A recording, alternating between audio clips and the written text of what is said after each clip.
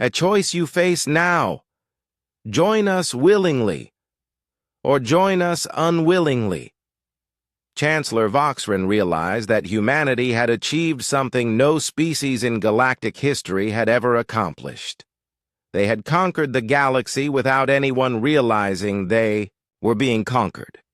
"Admiral," he said finally, "the Galactic Monitoring Consortium accepts your terms." 1 year later, Captain Vextar stood on the bridge of his ship, now called the Gias Eternal Watch. The letters stood for Galactic Administrative Sector, the new name for what had been Consortium Space.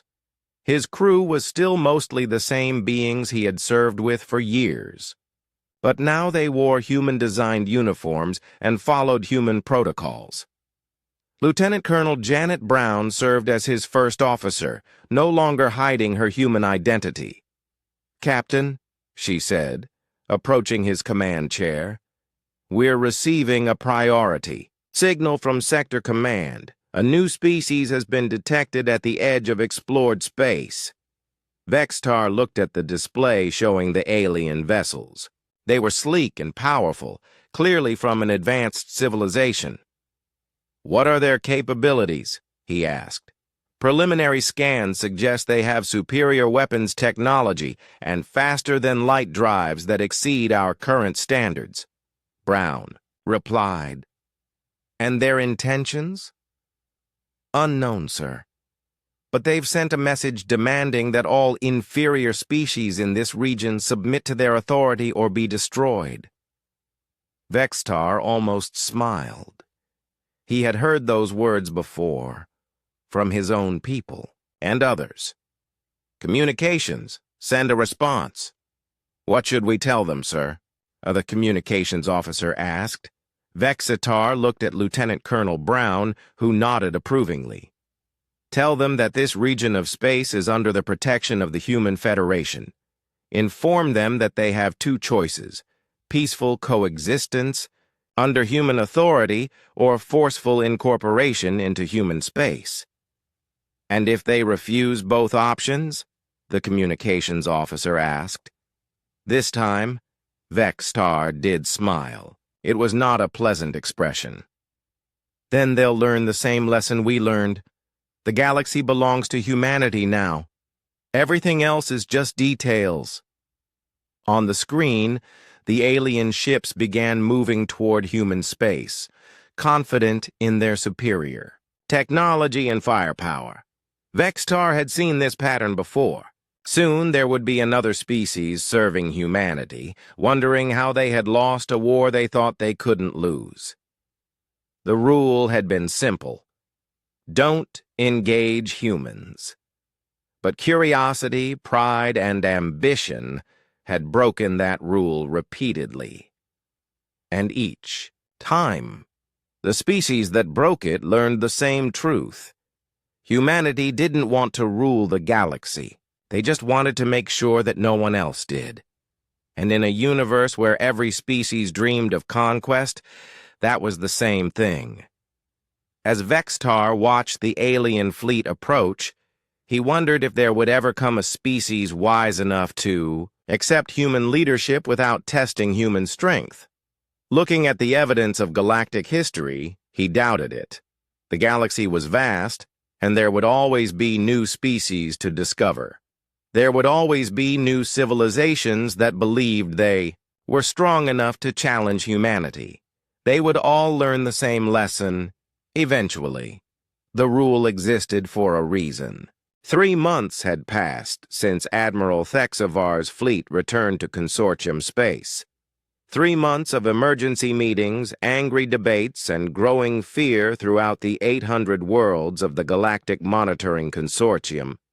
Captain Vextar stood in the Great Council chamber on the capital world of Zenth Prime. Around him sat the representatives of dozens of species, all arguing about what to do about the human threat. "We should fight," declared General Moxtar of the Helix Warriors. "We have been the dominant power in this galaxy for 1,000 years. We will not bow to a species that controls only 12 star systems. 12 star systems that we know about." corrected Admiral Thexavar quietly. Our intelligence now suggests humans control over 300 systems throughout our space. The council chamber erupted in angry voices. Some demanded war, others called for negotiation. A few suggested they should simply surrender and hope for mercy. Chancellor Voxren, the supreme leader of the consortium, raised his hand for silence. He was ancient, even by consortium standards, with silver skin that showed his great age and wisdom. "Captain Vexitar," the Chancellor said, "you have observed humans longer than anyone. What do you recommend?"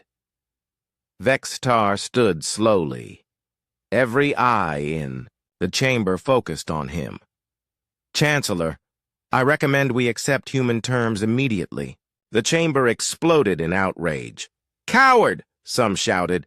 "Traitor!" yelled others, but Chancellor Voxren held up his hand again. "Explain your reasoning, Captain." "Chancellor, I have spent 20 years watching humans. I have seen what happens to species that oppose them. The Cathani were warriors. The Veltorians were scientists. The Nexus Collective were machines. All were superior to humans in their own ways. All are now servants. But we are stronger than any of them," General Moxtar insisted. "We have more ships, more worlds, more resources." Vextar shook his head. "General, we thought we had more ships, but half our fleet may already be crewed by human agents. We thought we controlled more worlds, but millions of humans already live on our planets. We thought we had better intelligence, but humans have been watching us for centuries while we learned about them only 3 months ago." Before anyone could respond, alarms began sounding throughout the building. A communications officer rushed into the chamber. "Chancellor, we have an urgent message from the Outer Rim. The hegemony of Varn has fallen." The chamber fell silent. The hegemony of Varn controlled 50 star systems on the edge of consortium space. "Fallen to whom?" the Chancellor asked. "To humans, sir, but there was no battle, no resistance.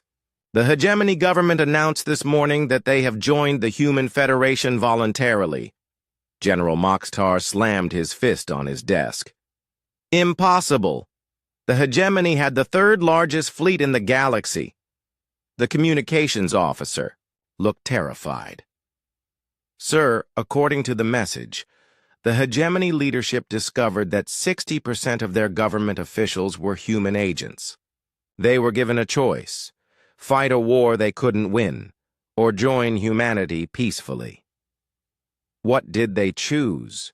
Chancellor Voxren asked quietly. "They chose to join, sir. The hegemony of Varn is now called the Varn Production Sector of the Human Federation." Before anyone could process this news fully, another officer entered the chamber. "Chancellor, urgent message from the Stellar Republic of Kren. They are requesting immediate negotiations with human representatives." Then another officer. "Sir, the Machine Worlds Consortium is reporting that their computer networks have been infiltrated by human programs." And another, "The Trade Federation of Ilex is asking for human protection from hostile neighbors." Within an hour, the council chamber was filled with reports of consortium member states either falling to human influence or begging for human protection. The galaxy's political structure was collapsing faster than anyone had imagined possible. "How is this happening so quickly?" General Moxtar asked, his warrior pride finally giving way to fear. Admiral Thexavar answered him. "General, humans didn't start their conquest 3 months ago when we made contact. They started it 2 centuries ago when they first detected our existence.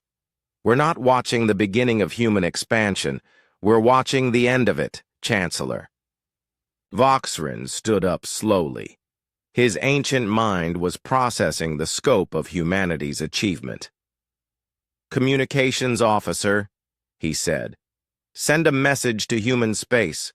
Tell them that the Galactic Monitoring Consortium requests formal negotiations. Chancellor, no, General Moxtar protested. We can still fight. We can still resist. With what? The Chancellor asked sadly. With ships that may be crewed by human agents? With worlds that may already be under human control? With allies who are surrendering to humans faster than we can count them? 2 days later, Chancellor Voxeren sat across from Admiral Grace Turner in the same council chamber. The human admiral had arrived with only a small escort, showing confidence that impressed even her enemies. Chancellor, Turner said politely, humanity appreciates your willingness to negotiate. Admiral Turner, what are your terms? Voxeren asked directly. Simple.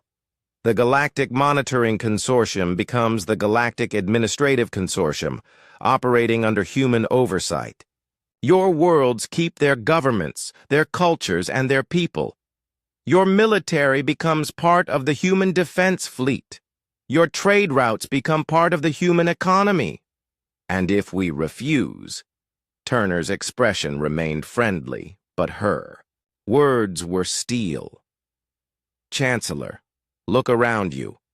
Half your member states have already joined us voluntarily. Your military is infiltrated with human agents. Your economy depends on trade routes we now control. You're not negotiating from a position of strength? General Moxtar, who had insisted on attending the meeting, leaned forward angrily. Admiral, you speak of peace, but you have conquered us through deception and infiltration. That is not honorable warfare. Turner looked at him calmly. General, humanity learned long ago that honor is a luxury that dead species can't afford. We tried peaceful contact once. The galaxy tried to conquer us, enslave us, and change us against our will. So we adapted. By becoming conquerors yourselves? Chancellor Voxeren asked. By becoming survivors, Turner corrected. Every species that tried to dominate us had a choice. They could coexist with us as equals, or they could serve us as subjects. They all chose domination over cooperation, so they serve. She gestured to the window that showed the capital city outside. Chancellor, look at your world. Look at your people. They're healthy, prosperous, and free to live their lives as they choose. The only difference is that humans now make the major decisions that affect galactic politics. What about species that might resist in the future? General Moxtar asked. Turner smiled, and for the first time, it was a warm, genuine expression. General, there won't be any future resistance. We've been preparing for contact with other species for 3 centuries. Every new civilization we encounter will face the same. Captain Vex's tar stood on the bridge of the Cosmic Glory, watching the human ships that surrounded his fleet. 12 hours had passed since Admiral Thexavar had gone to the human flagship. 12 hours of silence and growing fear. Captain, the communications officer said, we're receiving another message from the humans. Put it on screen. This time, Admiral Thexavar appeared on the display. But something was wrong with him. His golden skin looked pale, and his confident expression was gone. His 4 eyes seemed to see things that weren't there.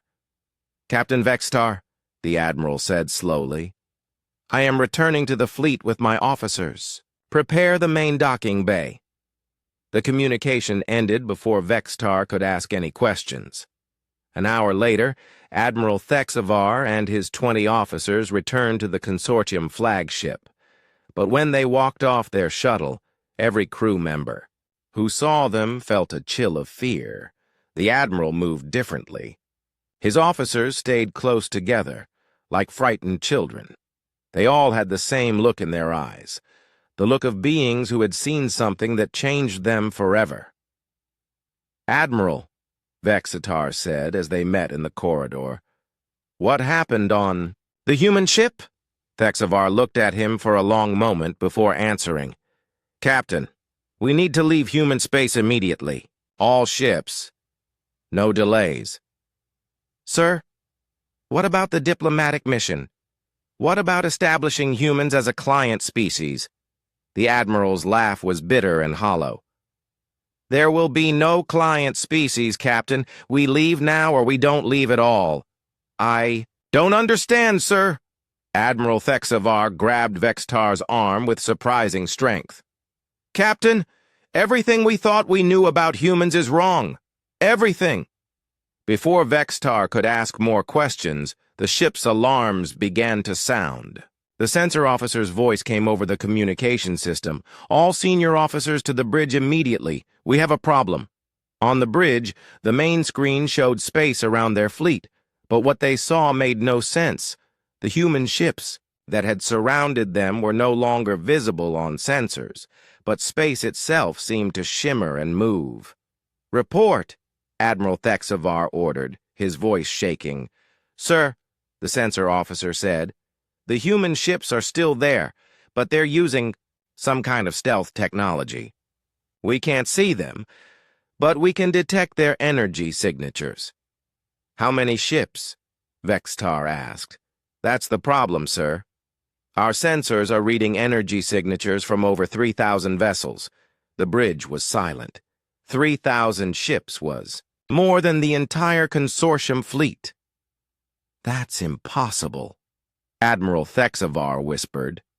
"Humans only control 12 star systems. They can't have that many ships." The communications officer looked up from his station.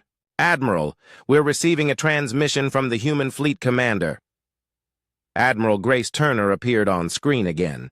This time she was not alone. Behind her stood Captain Morrison, Dr. Walsh, and several other humans that Vextar recognized from intelligence reports. "Admiral Vexivar," Turner said, "I hope your visit to our ship was educational." "What do you want from us?" the Admiral asked. "I want to show you something," Turner replied. "Something that will help you understand your situation." The screen changed to show a star map of the galaxy. Human space was marked in blue, showing their 12 star systems. Consortium space was marked in yellow, showing their 800 worlds. "This is what your maps show," Turner said.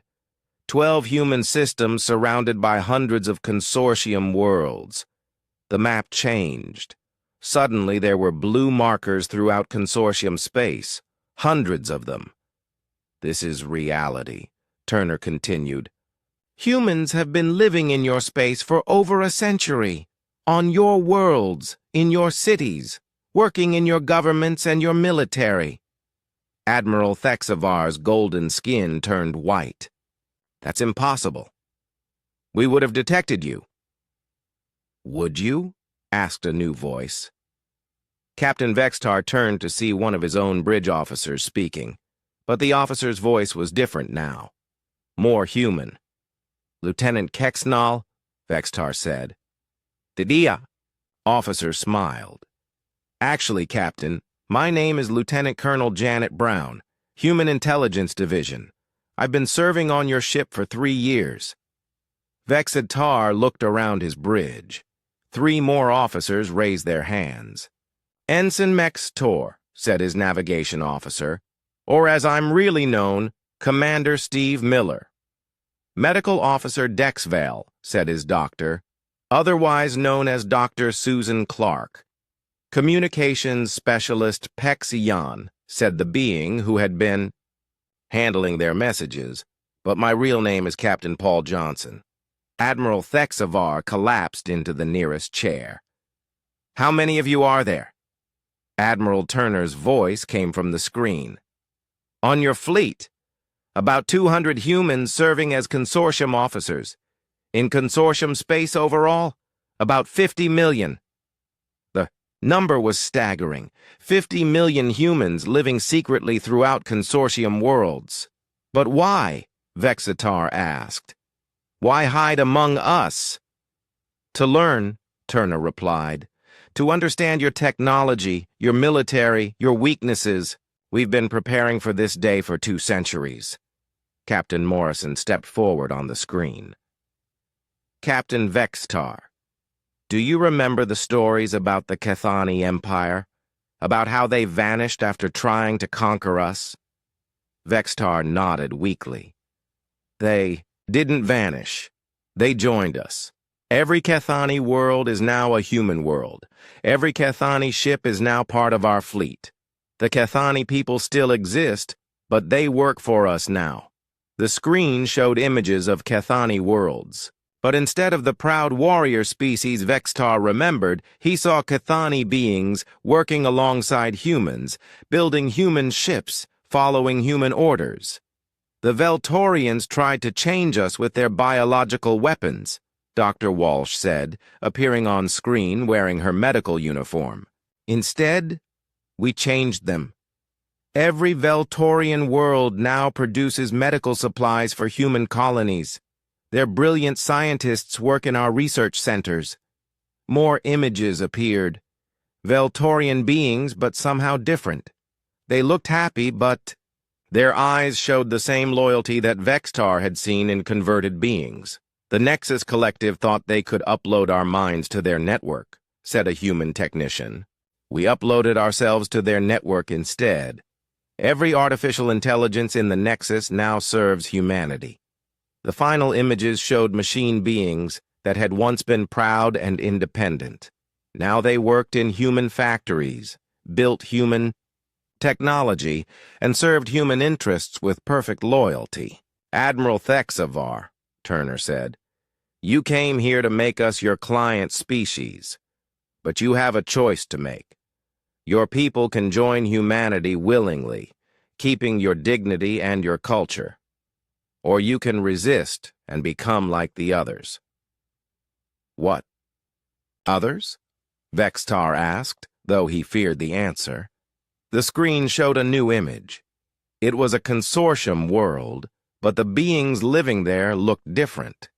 They still had their original bodies, but something in their eyes had changed.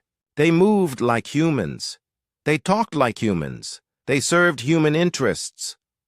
The hegemony of Varn tried to negotiate with us last year, Turner explained. They wanted to establish trade agreements that favored their people over humans. Now, the hegemony of Varn is the most productive manufacturing center in human space. Admiral Thexavar stood up slowly. His voice was barely a whisper. What do you want us to do? Go back to your people, Turner said. Tell them that humanity is not interested in joining galactic civilization as a junior partner. Tell them that any species that wants to coexist with us must accept human leadership. And if they refuse? Turner's smile was cold and final. Admiral, look around you. Your fleet is surrounded by 3,000 human ships. Your worlds are filled with human agents. Your government has been infiltrated for decades. Your choice is not whether to resist us. Your choice is whether your people keep their pride when they surrender. The communication ended, leaving the consortium officers alone with their shock and fear. Captain, whispered Lieutenant Colonel Brown, removing her disguise completely, I want you to know that humans don't enjoy conquest. We prefer cooperation, but we learned long ago that the galaxy only respects strength. Admiral Thexavar looked at the human officer, who had served loyally on his ship for years. What happens to us now? That depends on your people's choice, Brown replied. You can return to consortium space and convince your government to accept human leadership peacefully. Your people keep their worlds, their culture, and their dignity. And if they refuse? Brown's expression was sad but determined. Then they become like the Cathani, the Veltorians, and the Nexus Collective. They serve humanity, but they lose themselves in the process. Captain Vextar realized that everything he had feared for 20 years was coming true. The rule about not engaging humans had existed for a good reason. Now that rule was broken, and the galaxy would never be the same. As the consortium fleet prepared to leave human space, Vextar wondered if there was any species in the galaxy strong enough to resist humanity's quiet conquest. Looking at the evidence around him, he feared the answer was no. Captain Vextar woke up to alarms screaming throughout his ship. He rolled out of his sleeping pod and rushed to the bridge, still wearing his rest clothes. What he saw there made his worst fears come true. "Report!" he shouted over the noise. "Sir," said his night shift officer, trembling with fear. "Lieutenant Commander Zaraven took a team to the human ship 3 hours ago. They made contact."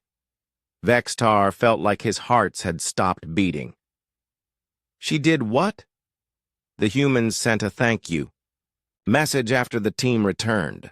Word has already reached Consortium Command. Admiral Thex Avar is sending a full diplomatic fleet." The captain sank into his command chair. In 20 years of service, this was his greatest failure. He had let curiosity overcome caution, and now the galaxy would pay the price. "How long? Until the Admiral arrives?" he asked quietly. 2 days, sir." Vextar looked at the communication screen. Already messages were flooding in from Consortium worlds. The news that someone had finally made contact with humans was spreading like fire through dry grass. Some messages showed excitement, others showed fear. All of them demanded answers. Lieutenant Commander Zaraven entered the bridge. She looked, proud of herself, unaware of the disaster she had created. "Captain," she said, "my report is complete. The humans are not dangerous at all. They're grateful, peaceful, and eager to learn. I recommend we proceed with full diplomatic contact." Vextar stood up slowly. His voice was deadly quiet. "Commander, you have violated the most important rule in Consortium space. You have doomed us all." "Sir, with respect, I think you're being dramatic. The humans helped us understand that the old fears were just stories." Before Vextar could respond, the communications officer announced an incoming message. "Captain, we're receiving a transmission from the human ship." "Put it on screen," Vextar ordered. Captain Morrison appeared on the main display. His friendly smile from before was gone. Now his expression was serious and businesslike. "Captain." "Vextar," Morrison said, "I believe we need to talk." The use of his name shocked Vextar. The humans had never been told who he was. "How do you know my name?" "We know many things about you and your ship, about your mission to watch us, about the rules your people follow."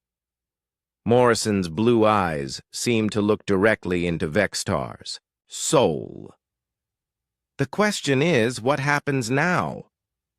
Before Vextar could answer, Morrison continued. "I'm going to be honest with you, Captain.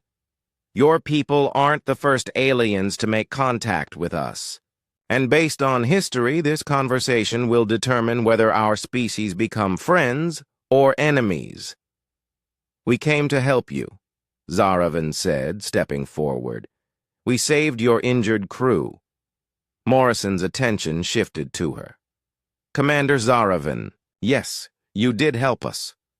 But you also scanned our ship, recorded our conversations, and transmitted detailed reports about us to your superiors. That doesn't sound like simple kindness." The bridge was silent. Everyone stared at the human captain. On the screen, "Captain Morrison," Vextar said carefully, "what do you want from us?" "I want you to leave. Take your ship and go back to watching us from a distance. Pretend this contact never happened." "I'm afraid that's impossible." Vexatar replied. My superiors already know about the contact. A diplomatic fleet is coming. Morrison nodded slowly. How many ships? 50 vessels, including the Admiral's flagship. For a moment, Morrison was quiet. Then he spoke again. Captain, I'm going to tell you something, and I want you to listen carefully. Your people have been watching us for over 200 years, but we've been watching you too. The blood in Vextar's veins turned cold. We know about your military strength. We know about your technology.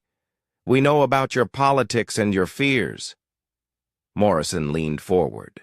We also know what happened to the Cathani, the Veltorians, and the Nexus Collective. What happened to them? Zaravan asked, her voice barely a whisper. Morrison smiled, but it was not a warm smile. They learned the same lesson your Admiral is about to learn. Humans don't like being conquered, controlled, or changed against their will. The communication ended, leaving the bridge in stunned silence. 2 days later, Admiral Thexavar arrived with his 50-ship diplomatic fleet. He was a massive being, even larger than Captain Vextar, with golden skin that showed his high rank. His ship, the Cosmic Glory, was one of the most powerful vessels in the consortium fleet. Vextar met with the Admiral in the flagship's main conference room. The room was filled with senior officers from across the fleet. Captain, Admiral Thexavar, said, Your report about human cooperation is encouraging. We will establish them as a client species under consortium protection. Admiral, I strongly advise against this course of action, Vextar said. There are things about humans that we don't understand. Nonsense, the Admiral replied. Commander Zaravan's report shows they are grateful for our help and interested in our technology. They are exactly the kind of species that benefits from consortium guidance. Before Vexatar could argue further, the communications officer announced an incoming message from human space. Admiral, we're receiving a transmission from multiple human ships. They're requesting a meeting. How many ships? The Admiral asked. Sensors show? Sir, this is strange. We're detecting 30 human vessels, but they seem to have appeared from nowhere. Our long-range scans showed empty space an hour ago. Admiral, Thexavar looked pleased. Excellent. They're bringing a proper welcoming fleet. Put them on screen. The main display showed a human woman in a military uniform. She had gray hair and sharp eyes that missed nothing. I am Admiral Grace Turner of the Human Defense Fleet, she said. I understand you wish to discuss diplomatic relations. Indeed, Admiral Thexavar replied. I am Admiral Thexavar of the Galactic Monitoring Consortium. We come in peace to offer your species protection and guidance as you join galactic civilization. Protection from what? Admiral Turner asked. From the dangers of space, from hostile species, from the mistakes that young civilizations often make. The Admiral smiled. Under consortium protection, humans will be relocated to safer worlds. Your weapons will be replaced with peaceful technology. Your government will be guided by experienced consortium advisors. Turner's expression did not change. And if we refuse this protection, that would be unwise, Admiral Thexavar said. The galaxy is a dangerous place for species that stand alone. Admiral Turner nodded slowly. I see.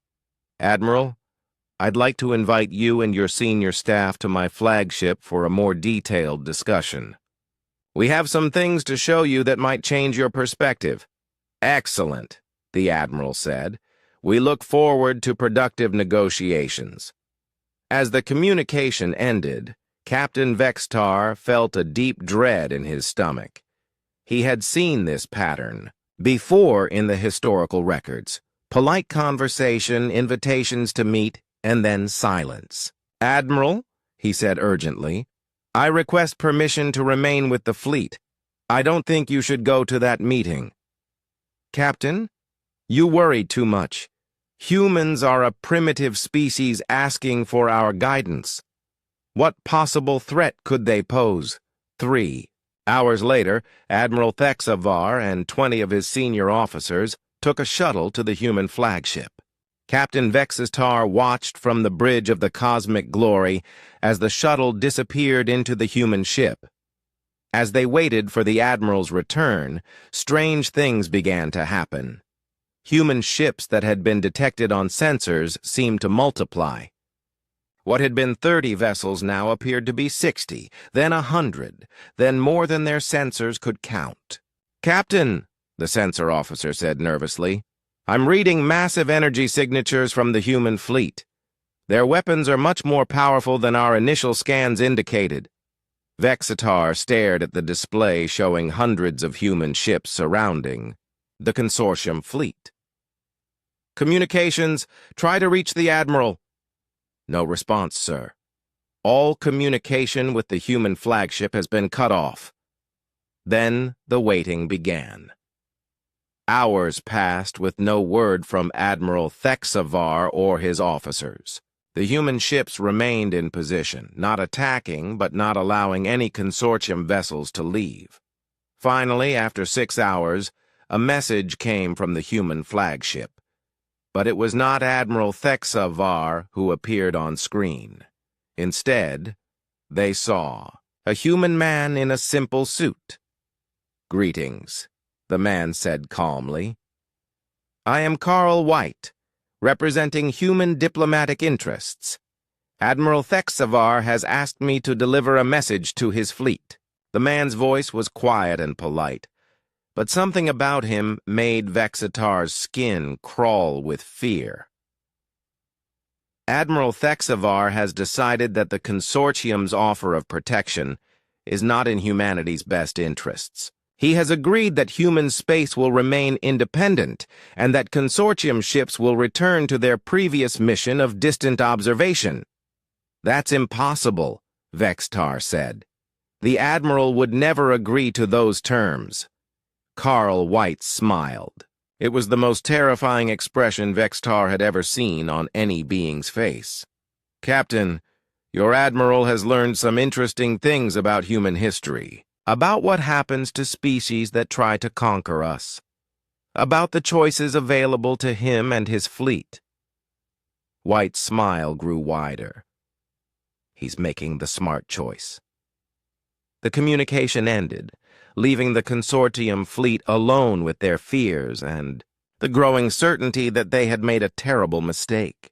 Captain Vexistar stared at the glowing screen in front of him. The bridge of his ship was quiet except for the soft hum of machines.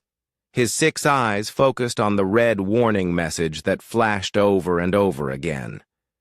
The words were always the same, burned into his memory after 20 years of service. Species, classification, human, threat level, absolute. Standing order. No contact, no engagement, no interference. He touched the screen with one of his 4 arms. The message disappeared, but he knew it by heart anyway. Every ship captain in the Galactic Monitoring Consortium knew these words. They were the most important rule in space. "Captain," said a voice behind him. Vexistar turned to see Lieutenant Commander Zaravan walking toward his chair. She was young, for her rank, with bright purple skin that showed her excitement. Her 3 eyes gleamed with curiosity. "What is it, Commander?" Vexistar asked. "Sir, I've been reading the files about humans again. I don't understand why we're so afraid of them." She held up a data pad. "Look at these numbers. They only control 12 star systems. We control 800. They have maybe a few thousand ships. We have 40,000. Vexistar's main eye narrowed. This was a conversation he had hoped to avoid. "Commander, Those files exist for a reason. We follow orders. We don't ask questions about humans. But, sir, Zaravan continued, they look so weak. Their technology seems basic. They can barely travel faster than light. How can such a small species be labeled as absolute threat? The captain stood up from his chair. He was much taller than Zaravan, and his dark blue skin showed the scars of many battles. Commander, sit down. Zaravan sat in the chair next to his command station. Her excitement had not faded. Tell me, Commander, have you heard of the Kethani Empire? Vextar asked. Of course, sir. They were one of the greatest powers in the galaxy. They controlled over 300 worlds before they disappeared. They didn't disappear, Vextar said quietly. They tried to conquer the humans. Zaravan's eyes widened. What happened to them? No one knows for sure. 200 years ago, the Kethani sent their largest fleet to human space. They had over 10,000 ships, the best weapons, the strongest armor. Their message to the consortium was simple. They would bring the humans into their empire as slaves. Vextar walked to the large window that showed the stars. 3 months later, we received one final message from the Kethani fleet commander. It was just 4 words. The humans are coming. Then silence. Forever. Maybe they were destroyed in battle, Zaravan suggested. That's what we thought too. So we sent scout ships to check. We found the Kethani worlds still there, still populated, but no Kethani government, no military, no trace of what happened to their leaders or their fleets. The young commander shifted in her seat. What about the Veltorians?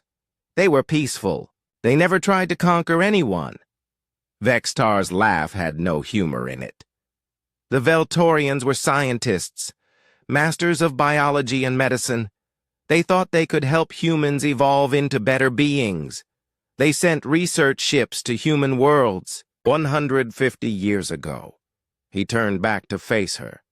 The Veltorians created diseases that could change DNA. They could make any species smarter, stronger, better. They wanted to gift this to humanity.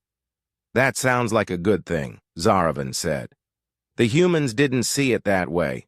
6 months after the Veltorians arrived in human space, every Veltorian world went silent. When our scouts arrived, we found the population still alive, but they weren't Veltorians anymore. They looked human. They acted human. They claimed they had always been human. Zaravan's purple skin had gone pale. That's impossible. Biology doesn't work that way. Tell that to the humans, Vextar said. But the most recent example should worry you the most. The Nexus Collective. Every member of the consortium knew about the Nexus Collective.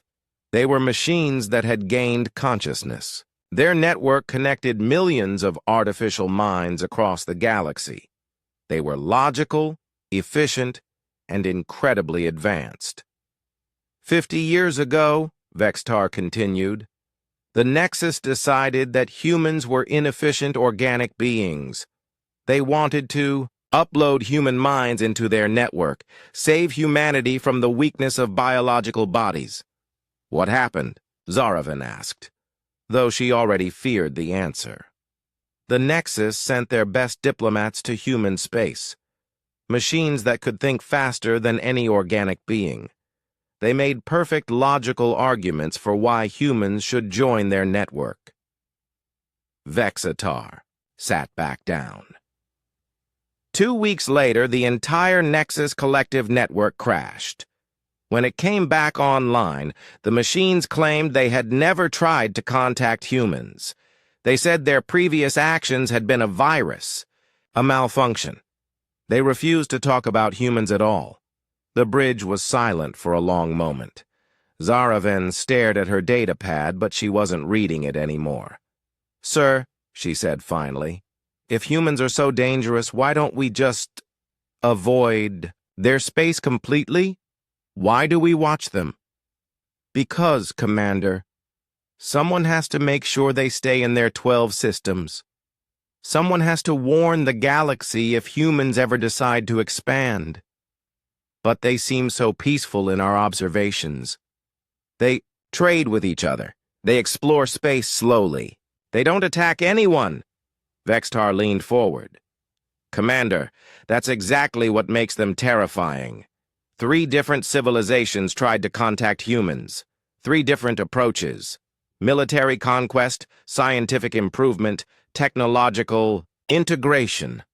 All 3 civilizations lost." He pointed at the screen where the warning message had been. "The rule exists because we value our existence.